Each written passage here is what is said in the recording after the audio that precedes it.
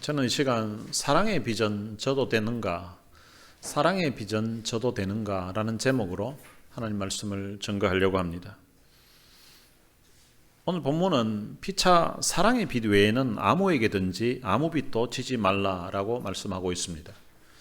빚이라는 것은 어떤 사람이나 은행에 돈을 빌려가지고 그것을 갚지 못한 것, 또 갚아야 되는 돈, 그것을 바로 빚이라고 합니다.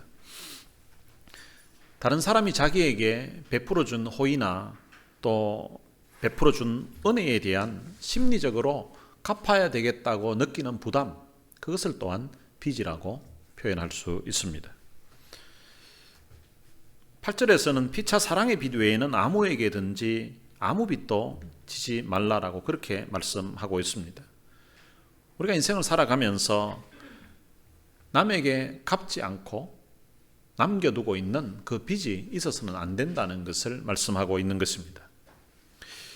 빚을 진 사람은 빚을 다 갚기 전까지는 마음에 늘 부담을 가지고 살아가게 됩니다.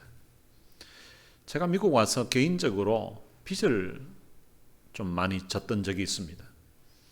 처음에 미국에 올 때에 한국 돈으로 그때 당시 800만 원을 가지고 왔는데 그때 당시 달러로 하면 10,000불이었습니다. 비행기값하고 그리고 처음 와서 등록금 내고 그 다음 중고차를 사고 아파트 렌트비 내고 이렇게 하고 나니까 2달 지나고 나니까 돈이 2,000불이 남더라고요. 그러니까 첫 학기 등록할 때는 등록금을 전액을 냈습니다. 그리고 그 다음 학기부터는 등록금을 제가 제때 다 내지를 못했습니다. 학교에서 등록금을 다 내지 못한 학생들에게도 이제 그 다음 학기 공부를 할 수 있도록 기회를 줬습니다.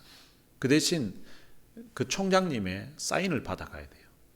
그래서 매번 학기마다 총장님에게 가서 이제 사인을 받아서 그 다음 등록금 일부만, 원래는 한 900불 정도를 내야 되는데 한 200불 정도 내고 그 다음 이제 내겠다고 약속을 하고 그리고 이제 공부를 했어요. 그런 식으로 계속 공부를 했는데 그 학교 마지막에 이제 졸업하고 다른 학교로 갈 때에는 이 등록금을 다 내야 돼요. 그래야 성적표를 발급해 줍니다. 근데 이제 졸업을 하려고 하니까 그때 당시 이제 등록금 밀린 거에다가 졸업 논문에다가 뭐 이것저것 하는데 빚을 많이 져가지고 있는 거예요. 그때 당시 제 기억으로는 한 5,000불 정도의 빚을 진 것 같아요. 근데 이게 졸업을 해야 되는데 졸업을 못할 그런 상황이 된 거예요.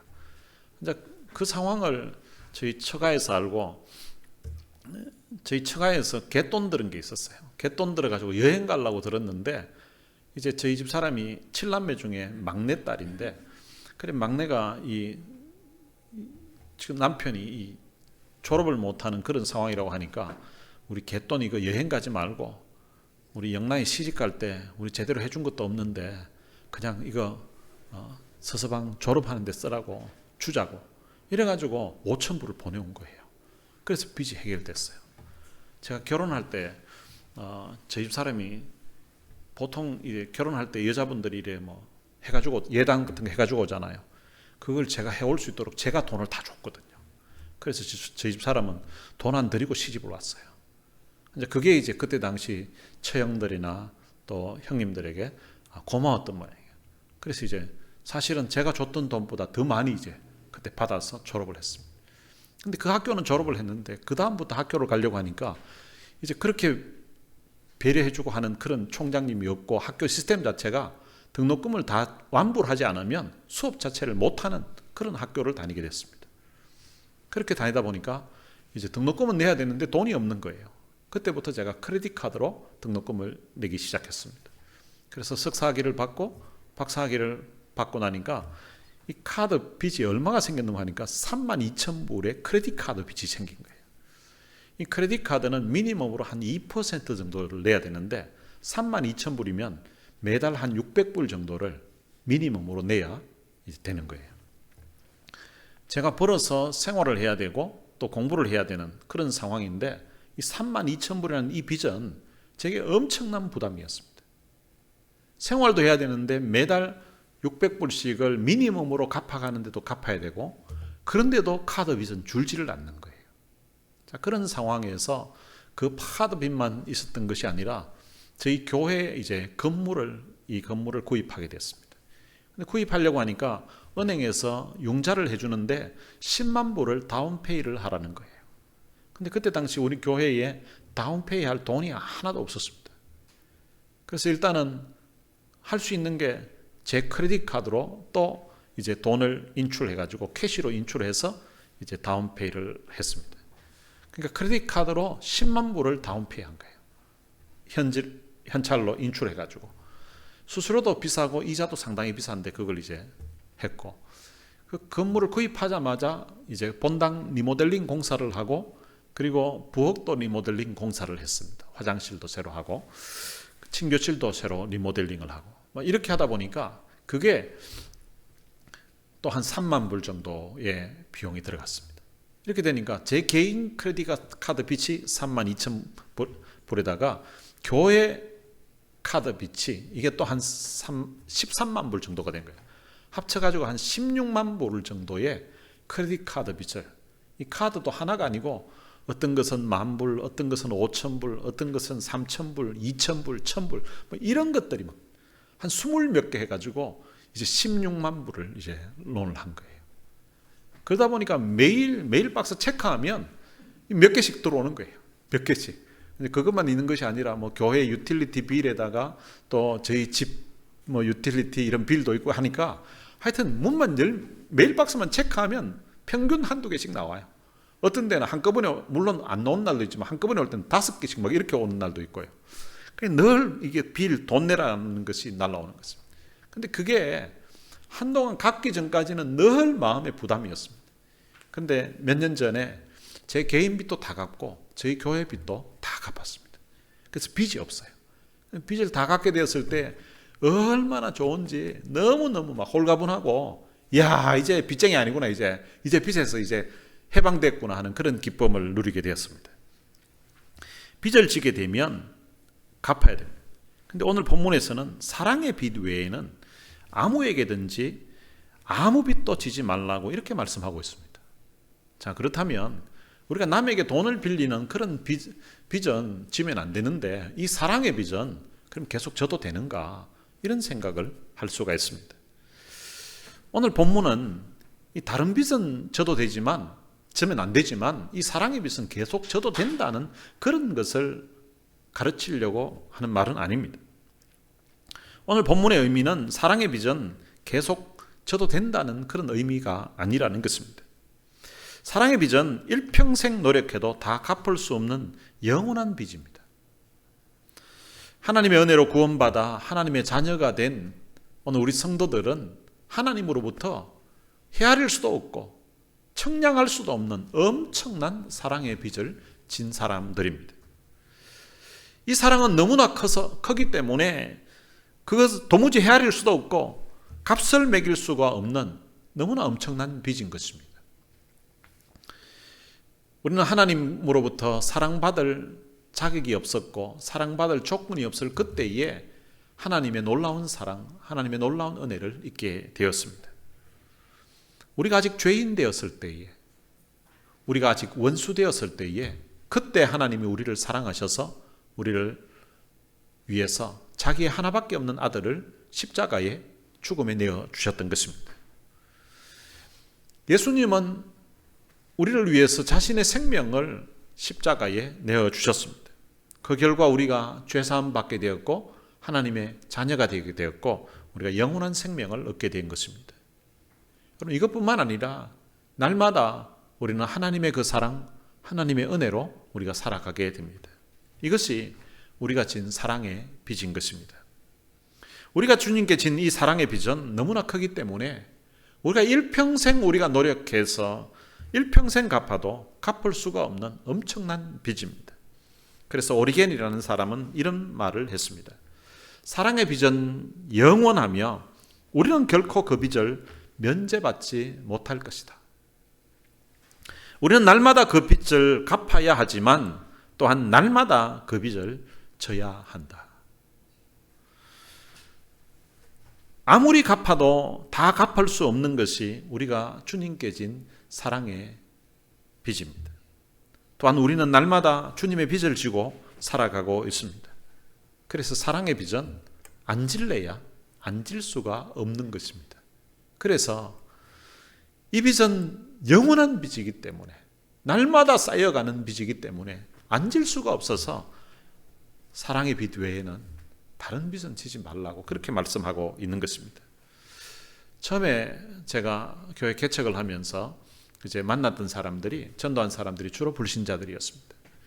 근데 그런 사람들이 인터넷을 통하여서 또 저를 알게 되고, 그래서 이제 그 사람들을, 어떤 사람은 한국에서, 어떤 사람은 호주에서 미국으로 올려갈 때에 이제 연락이 되어서 미국 오면 이제 신앙생활 하겠다고 하길래 이제 공항 픽업부터 해서 또 아파트 렌트 얻는 거, 그리고 아이 학교 입학하는 거, 직장 구하는 거, 그리고 인터뷰 때 따라가기도 하고 라이드 해주기도 하고 뭐 이런 일들을 처음에 계속 도와줬습니다. 심지어는 아이 숙제하는 것까지 저희 집 사람이 옆에서 다 도와주고 애들 돌봐주고 이렇게까지 했습니다.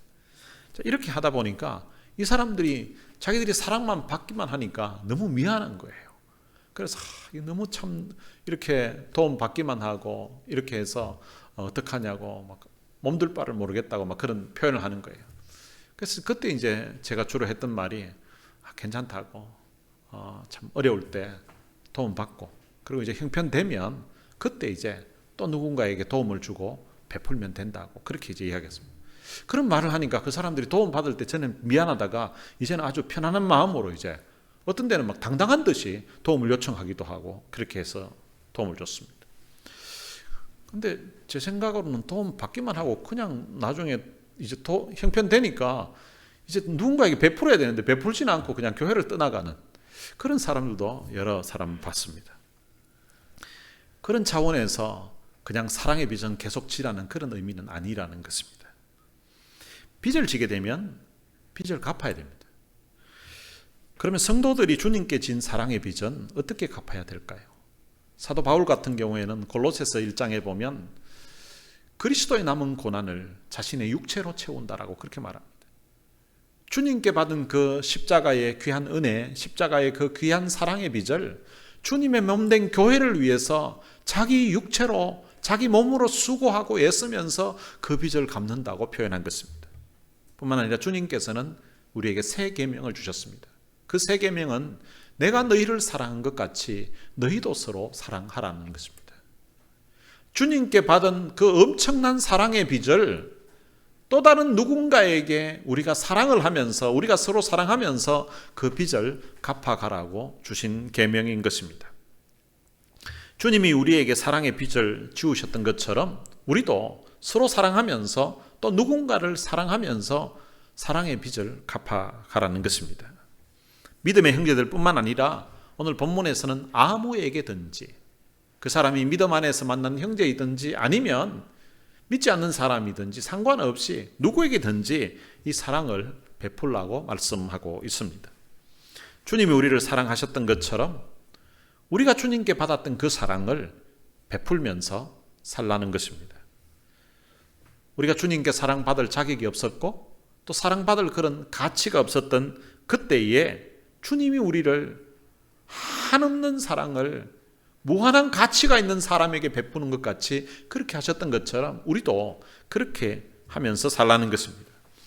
사랑할 수 없는 사람을 사랑함으로써 또 용서할 수 없는 사람을 용서함으로써 과거에 우리가 받았던, 과거에 우리 같은 그런 사람들에게 사랑을 베풀고 은혜를 베풀면서 살라는 것입니다. 바로 그것이 우리가 주님께로부터 받은 그 사랑의 빚을 조금이나마 갚을 수 있는 기회라는 것입니다.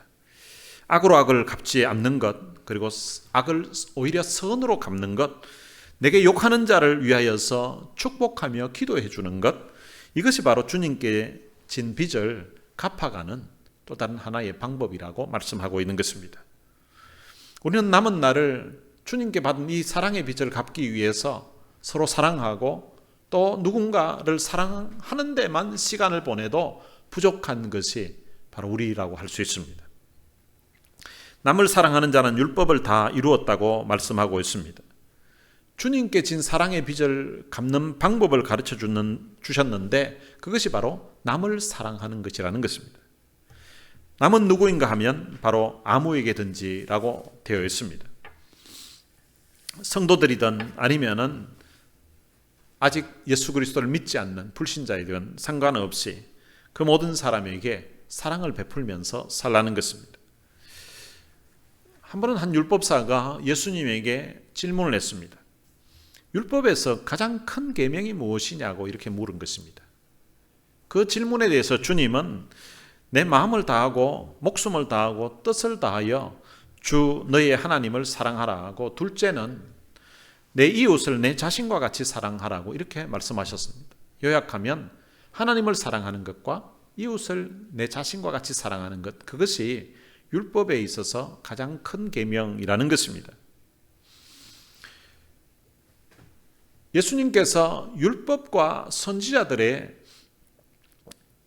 선지자들의 강령이라고 그렇게 말씀하셨습니다. 이 강령이라는 말은 거기에 속해 있다는 것입니다. 하나님을 사랑하는 것과 이웃을 사랑하는 것, 이 두 계명이 모세와 선지자들, 그러니까 모세오경과 선지서들에 나오는 그 모든 계명들이 바로 이 하나님을 사랑하는 것과 그리고 이웃을 사랑하는 것, 이 두 가지에 다 속해 있다고 그렇게 말씀하신 것입니다. 율법에는 613가지의 조문들이 있습니다. 수많은 율법 조문들이 있지만 그것을 간단하게 요약하면 하나님을 사랑하는 것, 그리고 이웃을 사랑하는 것, 그 두 가지로 요약할 수 있다는 것입니다. 겉으로 보면 사랑과는 상관없이 주어진 그런 계명들도 있는 것처럼 보입니다. 예를 들면 죄에 대한 준엄한 심판과 징벌이나 아니면은 고대 이스라엘 그 생활 속에서 지켜야 되는 그런 계명들, 이런 것들은 어떻게 보면 이거 사랑과 상관없는 것 아닌가 이렇게 볼 수도 있지만 그 모든 것을 다 합쳐서 하나님을 사랑하는 것과 이웃을 사랑하는 것, 거기에 다 해당이 된다고 그렇게 말씀하고 있는 것입니다. 율법을 요약한 것이 바로 십계명이라고 할 수 있는데요. 십계명에서 1계명에서 4계명까지는 하나님을 사랑하면 다 지킬 수 있는 것이고 하나님 사랑에 해당되는 내용들입니다. 그리고 5계명에서 10계명까지는 이웃을 사랑하는 것, 우리 사람들끼리 서로 사랑하게 되면 다 지킬 수가 있고, 사랑하게 되면 굳이 이런 계명이 필요 없는 그런 계명이라는 것입니다. 특정한 그 계명들을 예를 들어서 설명을 합니다. 9절에 보면 간음하지 말라, 살인하지 말라, 도둑질하지 말라, 탐내지 말라 한 것과 그 외에 다른 계명이 있을지라도 내 이웃을 내 자신과 같이 사랑하라 하신 그 말씀 가운데 다 들었느니라. 살인하지 말라, 간음하지 말라, 도둑질하지 말라, 탐내지 말라, 이런 계명들이 10계명 중에서 6, 7, 8, 10계명에 해당되는 것들입니다. 이런 것들과 또 다른 계명이 있다고 하더라도 내 이웃을 내 자신과 같이 사랑하라 하신 그 말씀에 다 포함되어 있다는 것입니다. 그러니까 내 이웃을 내 자신과 같이 사랑하게 되면 굳이 이 계명들을 지키지 않아도 이 금하신 내용이 해당 사항이 없어지게 된다는 것입니다. 내 이웃을 내 자신과 같이 사랑하라 하신 그 말씀 가운데 다 들었느니라, 이 말씀은 레위기 19장 18절에 있는 말씀입니다.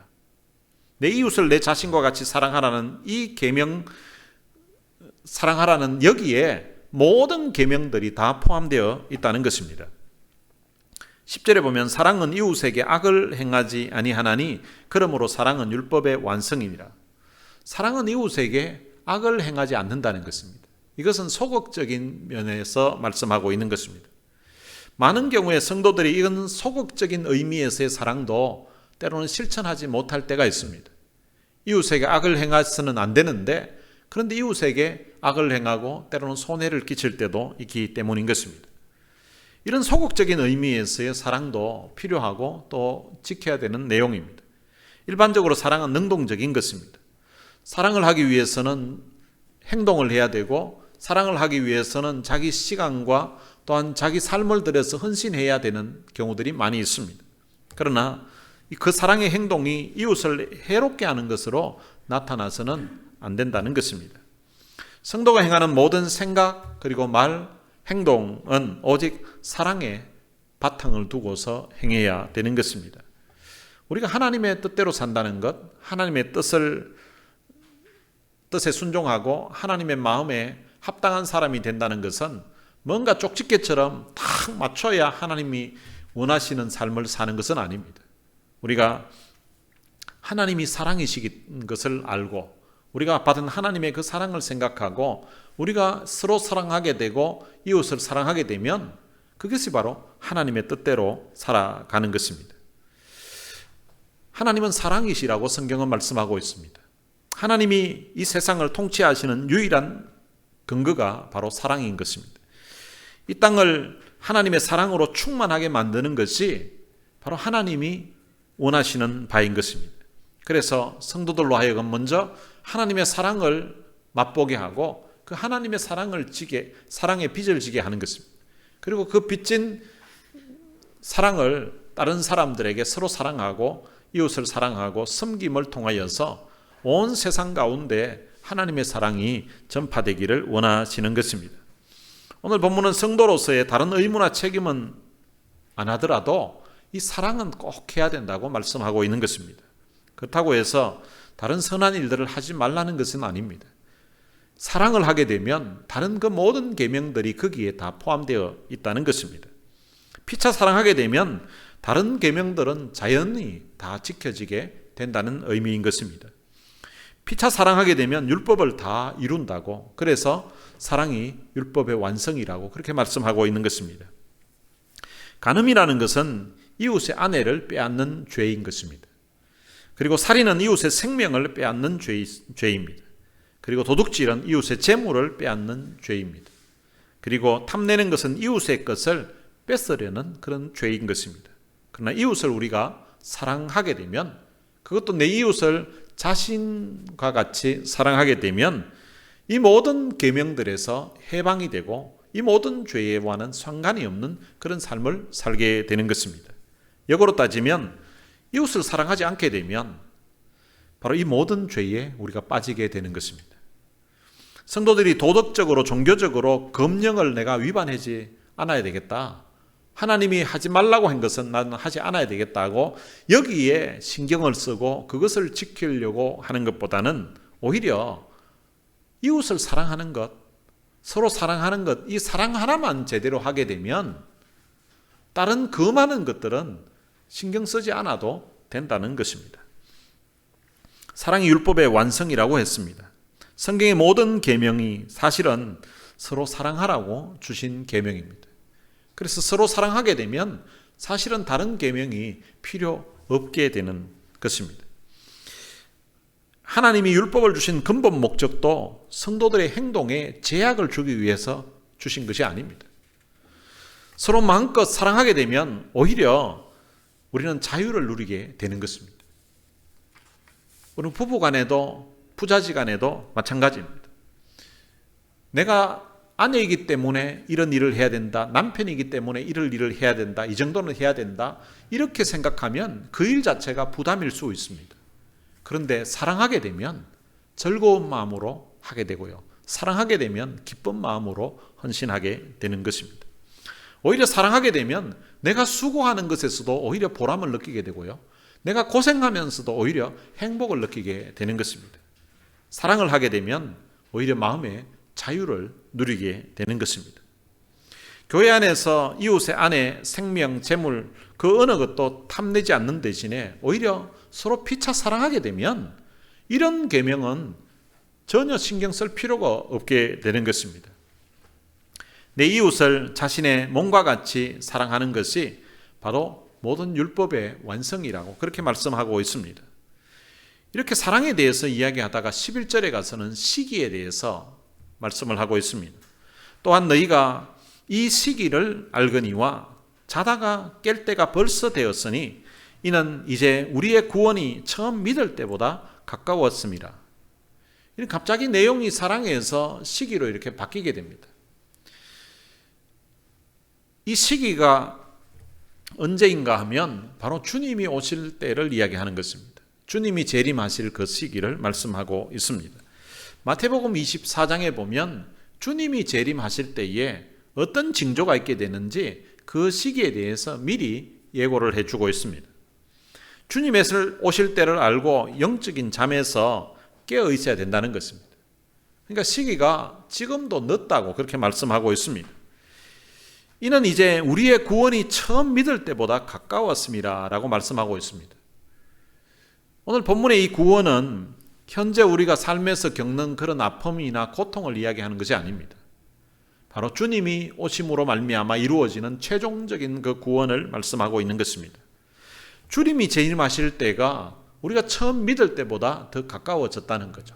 그러니까 주님 오실 날이 가까워졌다는 것입니다. 처음 초대교회 때는 주님이 곧 오시는 것처럼 그렇게 믿었습니다.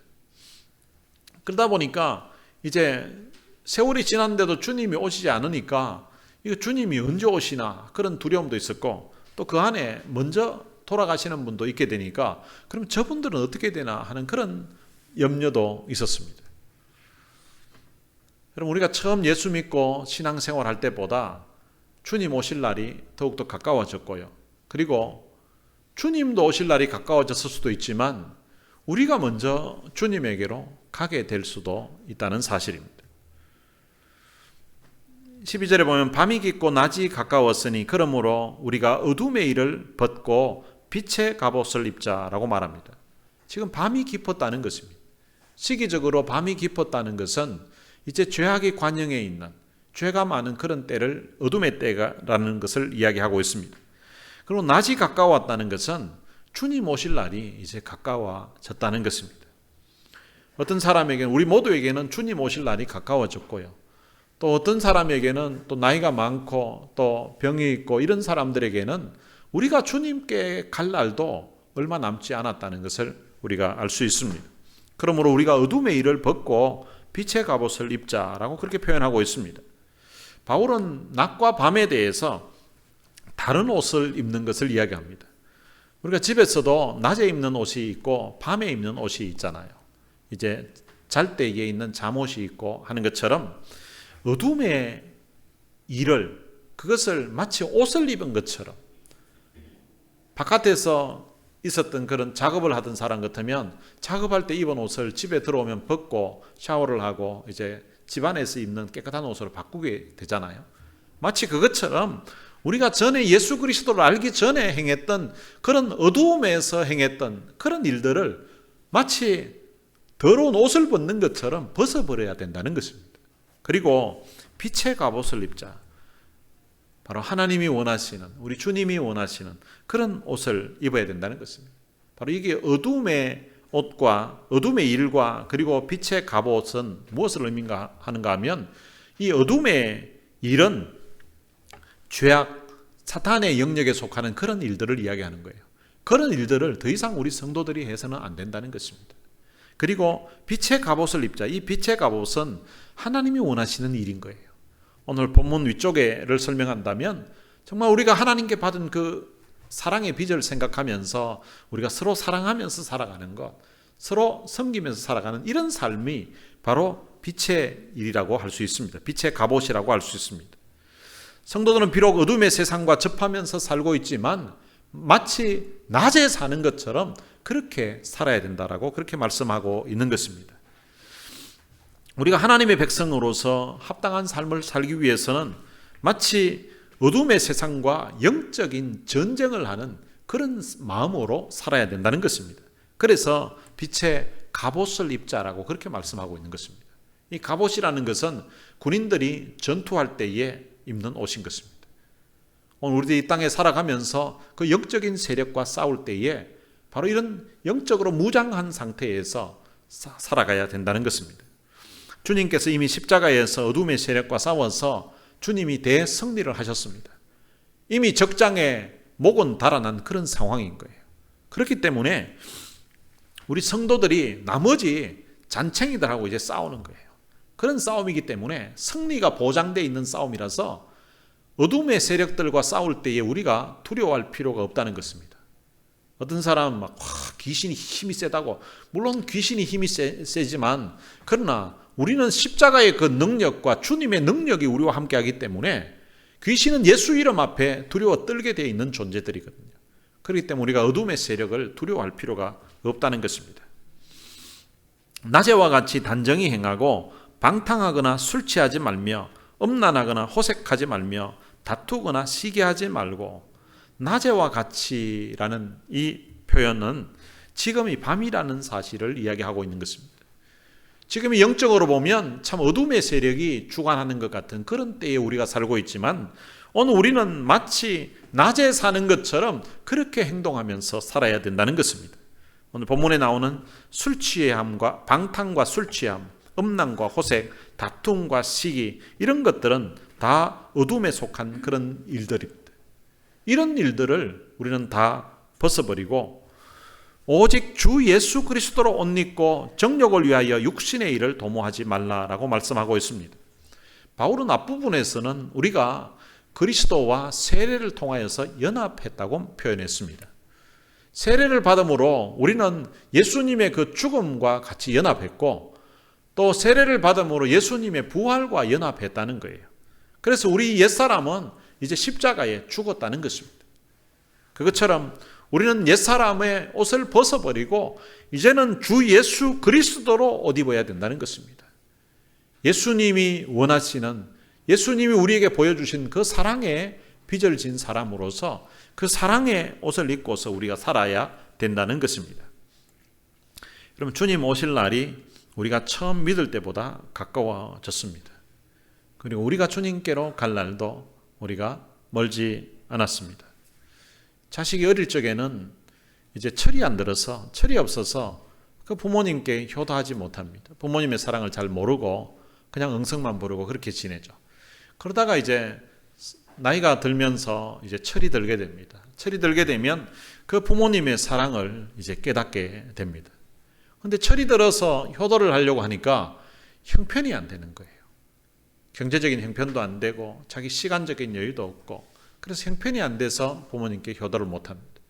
근데 나중에 이제 형편이 이제 어느 정도 직장도 구하고 또 사업도 하고 이러면서 형편이 이제 풀려서 부모님께 이제 효도를 해야 되겠다고 생각하는데 시간이 없는 경우가 있습니다. 하는 일이 너무 바쁘고 하는 사업이 너무 바빠서 시간이 없어서 부모님께 효도할 시간이 없는 거예요. 근데 이제 세월이 좀 더 지나서 나중에는 이제 경제적인 형편도 되고 이 정도 하면 이제 시간적인 여유도 좀 낼 수 있어서 이제는 부모님께 효도해야 되겠다 싶은데 그때는 부모님이 돌아가셔 버리는 거예요. 그래서 부모님이 돌아가시고 나면 그 자식들이 참 목 놓아서 후회하면서 눈물을 흘리는 경우들이 많이 있습니다. 그럼 우리가 이 땅에서 살면서 주님께 진 사랑의 빛을 갚을 때도 마찬가지입니다. 여러분, 이 사랑의 빛은 우리가 갚을 수 있는 시간이 정해져 있다는 것입니다. 이 시간이 우리에게 영원히 주어진 것이 아닙니다. 천년만년 살 것처럼 그렇게 생각하고 있지만 어느 날 우리의 인생의 마지막이 종착역에 도착할 때가 있다는 것입니다. 주님 오실 날이 처음 믿을 때보다 가까워졌다는 이 말도 맞지만 사실은 우리가 먼저 주님에게 갈 수도 있습니다. 우리가 주님께 가는 것은 이게 나이를 가지고도 청량할 수도 없습니다. 어떤 사람은 젊어서 가는 사람도 있습니다. 그렇기 때문에 몇 년은 더 살 줄 알았는데 그런데 끝나는 경우도 있고요. 오랫도록 기간이 많이 남은 줄 생각했었는데 인생이 끝나는 경우도 있습니다. 그래서 사랑할 일이 있을 때 그것을 미루지 말고 해야 될 일이 있으면 오늘 하라고 성경은 우리에게 교훈해 주고 있는 것입니다. 어쩌면 내일로 자꾸만 미루는 것은 사단이 우리에게 주는 그런 미혹이라고 할 수 있습니다. 우리가 진 사랑의 빚을 생각하면서 내가 갚아야 될 그런 사랑의 빚이 있다면 내일로 미루지 말고 생각이 들었을 때 말씀 듣는 가운데 깨달음이 있고 감동을 주셔서 그때에 여러분들이 실천할 수 있게 되시기를 바랍니다. 우리는 모두 주님으로부터 영원한 빚을 진 사람들입니다.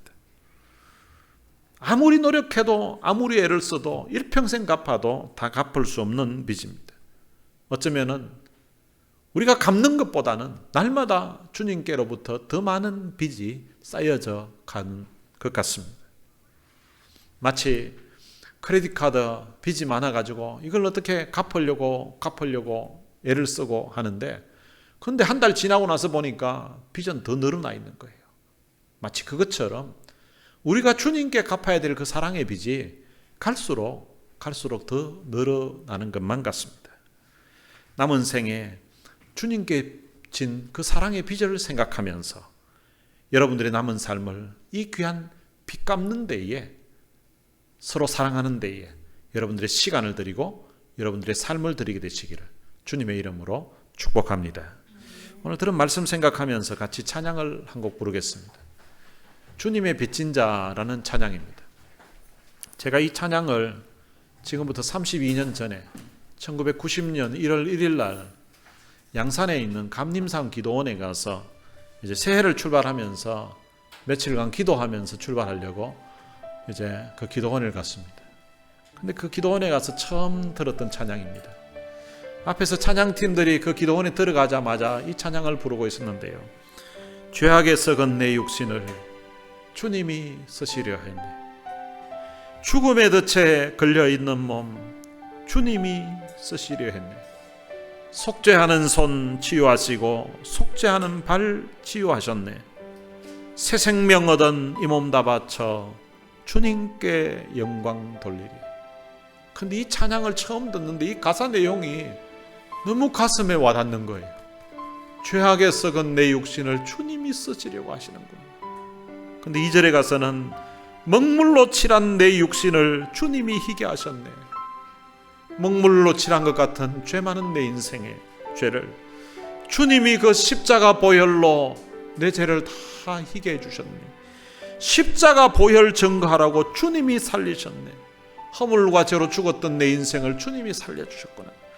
기도할 때에 음성 주시고, 내가 주님 앞에 눈물로 기도했더니 주님이 내게 응답해 주시고, 찬송할 때에 기쁨 주시네. 찬송할 때에 말할 수 없는 내 마음의 평안함과 기쁨 주시네. 내 작은 입이 내 작은 몸이 주님의 붙들린 자라. 근데 가사 들려오는데 더 가슴을 먹먹하게 만들고 눈물이 확 쏟아지게 만들었던 것은 3절 가사 내용이었습니다. 평생 갚아도 빚진 자 되어 주님의 빚진 자 되어 주님 가신 길 택하였건만 눈물만 솟구치네. 주님의 빚 갚으려고 애를 써봐도 날마다 쌓여지는 주님의 사랑의 빛이 더 커서 내가 주님 위해서 일한다고 하는 것은 아무것도 아닌 것처럼 느껴지고, 주님께 진 사랑의 빛은 날마다 쌓여가기에 평생 갚아도 빚진 자 되어 주님의 빚진 자 되어 주님 가신 길 택하였건만 눈물만 쏟구치네. 생명 주시니 주님이시라. 능력 주시니 주님이시라. 말씀 전하여 복음 전하여 주님의 빛을 갚으리. 눈물로 들으면서 이 찬양 부르면서 이 찬양 불렀던 곡입니다. 오늘 들은 말씀 생각하면서 우리 같이 함께 이 찬양 부르시겠습니다.